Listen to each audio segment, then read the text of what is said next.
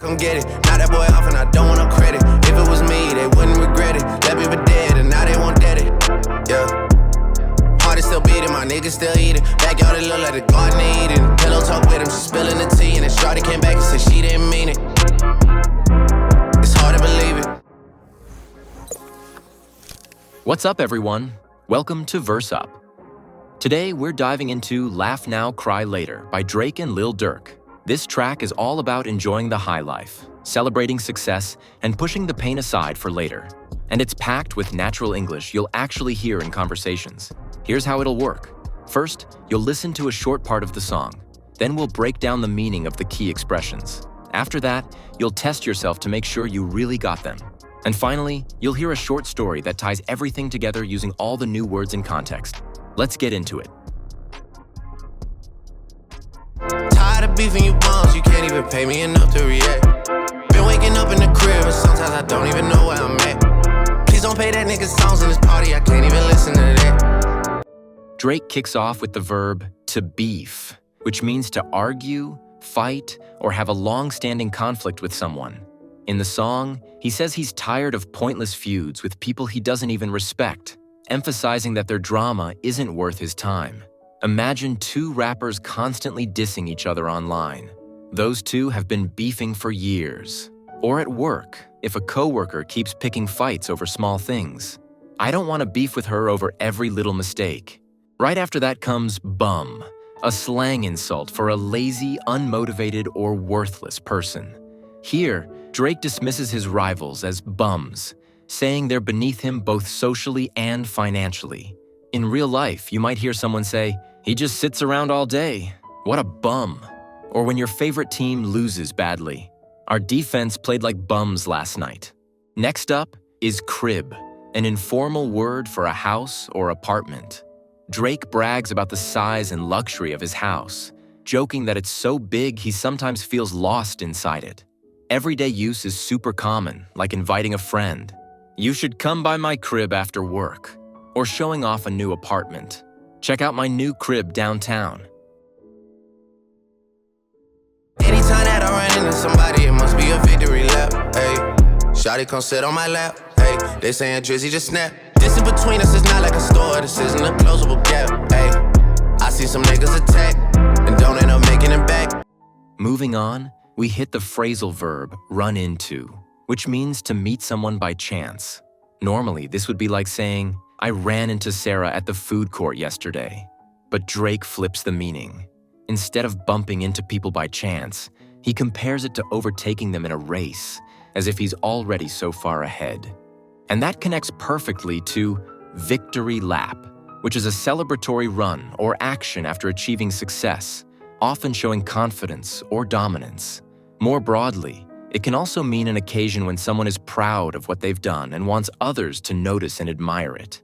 Drake suggests that whenever he encounters someone, it feels like a victory lap because he's already won compared to his peers. Think of a sports team after winning a big game. The team took a victory lap around the stadium. Or a friend who posts about their promotion. That Instagram post was definitely a victory lap. Then we hear shawty, a term of endearment for a young woman. Drake uses it affectionately, and it's a word you'll hear a lot in rap culture.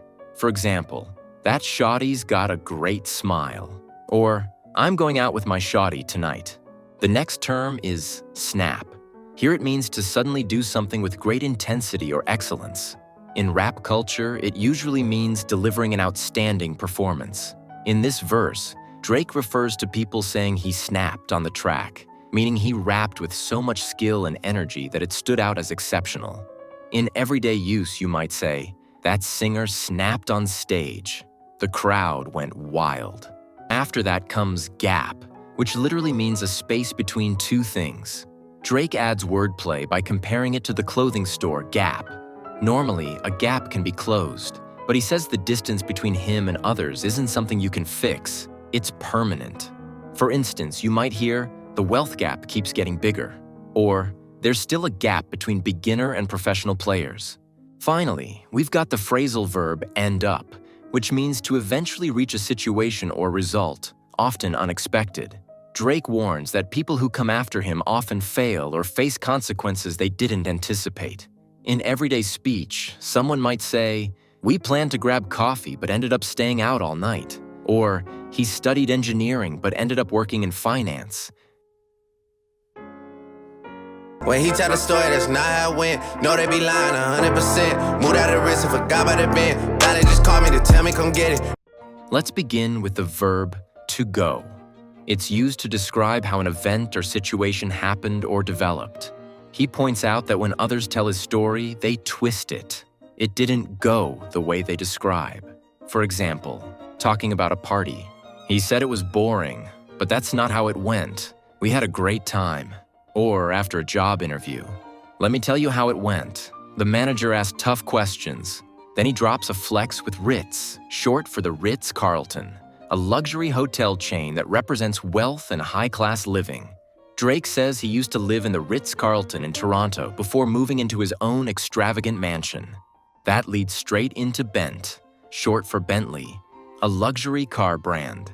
Drake brags that his wealth is so vast, he can forget about a Bentley, something most people would dream of owning. You might hear, "He pulls up to school in a Bent. Must be nice."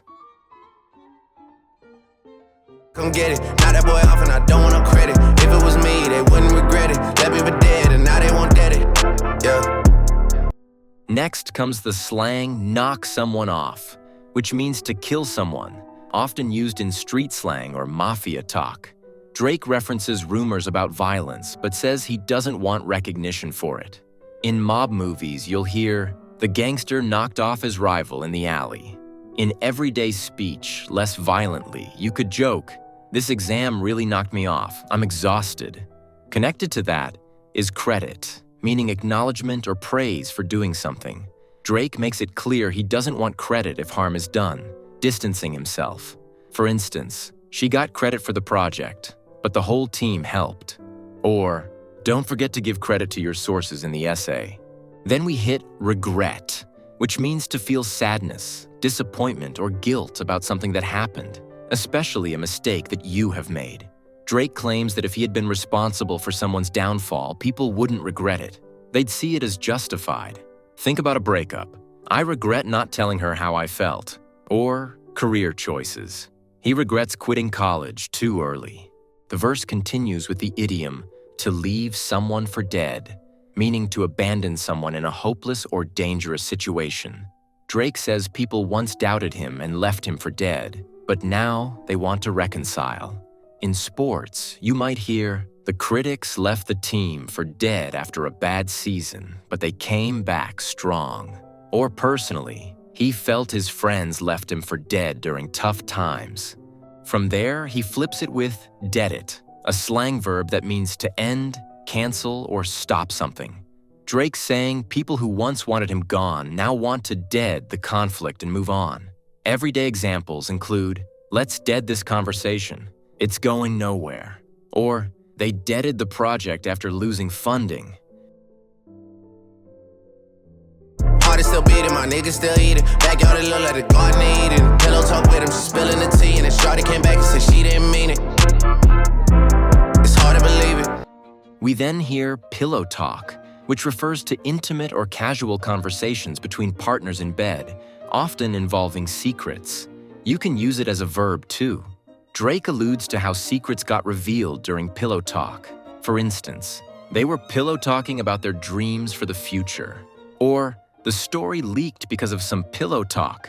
Tied to that is the idiom spill the tea, which means to share gossip or reveal secrets. Drake mentions a woman letting out confidential information during those private talks. In everyday life, your friends might say, "Come on, spill the tea. What happened on your date?" Or at work, "She spilled the tea about the manager quitting." Finally, we get to mean it, which means being serious, sincere, or determined in what you say. Drake mentions that the woman later claimed she didn't mean it, but he finds that hard to believe. Common uses include, "When I said I loved you, I really meant it." Or, "He apologized, but I don't think he meant it."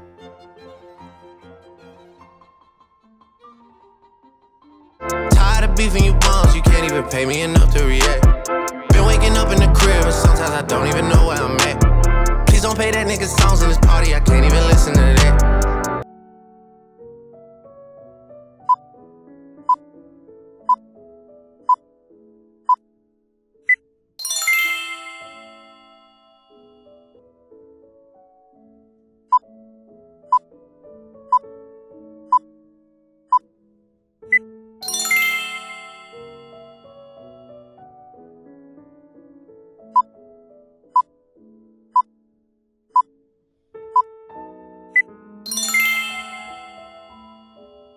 Come get it. Now that boy off and I don't want no credit. If it was me, they wouldn't regret it. Left me for dead and now they want dead it. Yeah.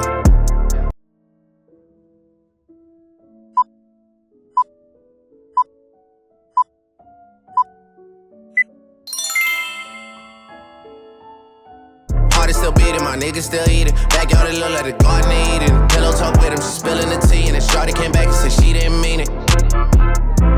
It's hard to believe it.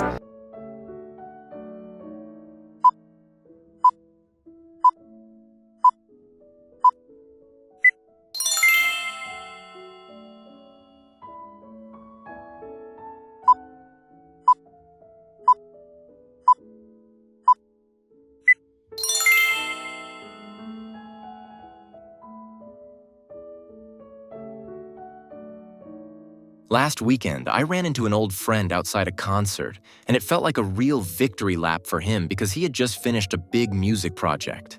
He invited me back to his crib, and on the way, we laughed about how we used to beef with the noisy bums next door.